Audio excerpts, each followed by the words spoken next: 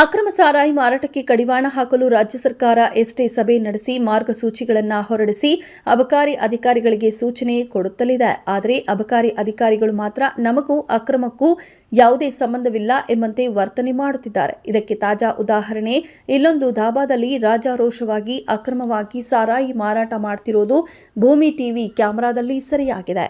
ಹೌದು, ಹೇಗೆ ಬಿಂದಾಸ್ ಆಗಿ ಅಕ್ರಮ ಸಾರಾಯಿ ಮಾರಾಟ ಮಾಡುತ್ತಿರುವ ದೃಶ್ಯಗಳು ಕಂಡುಬಂದಿದ್ದು ಹುಬ್ಬಳ್ಳಿ ಹೊರವಲಯದ ಪಾಳೆ ಗ್ರಾಮದ ಬಳಿಯ ಬೆಂಗಳೂರು ಪುಣೆ ರಾಷ್ಟ್ರೀಯ ಹೆದ್ದಾರಿ ಪಕ್ಕದಲ್ಲಿನ ಪಂಜುರ್ಲಿ ಫ್ಯಾಮಿಲಿ ದಾಬಾದಲ್ಲಿ ಈ ಮಾಲೀಕ ಯಾವುದೇ ಭಯ ಇಲ್ಲದೆ ಯಾವುದೇ ಪರ್ಮಿಷನ್ ಇಲ್ಲದೆ ಹೇಗೆಲ್ಲ ರಾಜಾರೋಷವಾಗಿ ಸಾರಾಯಿ ಮಾರಾಟ ಮಾಡ್ತಿದ್ದಾನೆ ನೀವೇ ನೋಡಿ.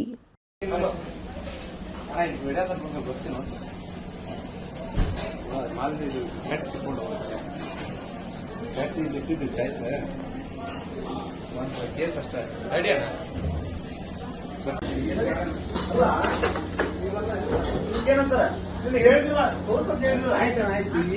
ಮತ್ತಿಲ್ಲಂತೀಯ ತಡಿ ಅಣ್ಣ ರೆಡಿ ಪೂರ ಕೊಡ್ತೀರಿ ಇಲ್ರಿ ನಮಗೆ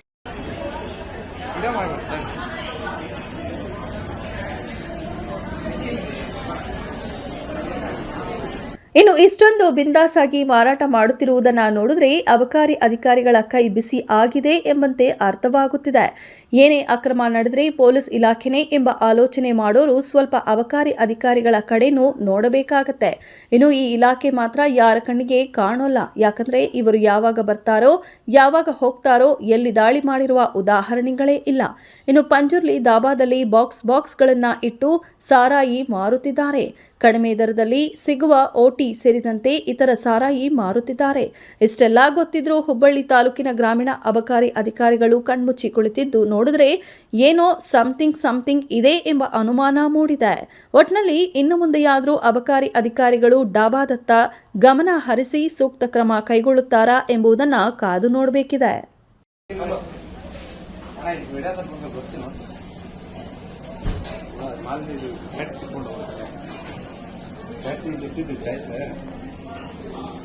ಕೇಸ್ ಅಷ್ಟೇ ರೆಡಿಯಾ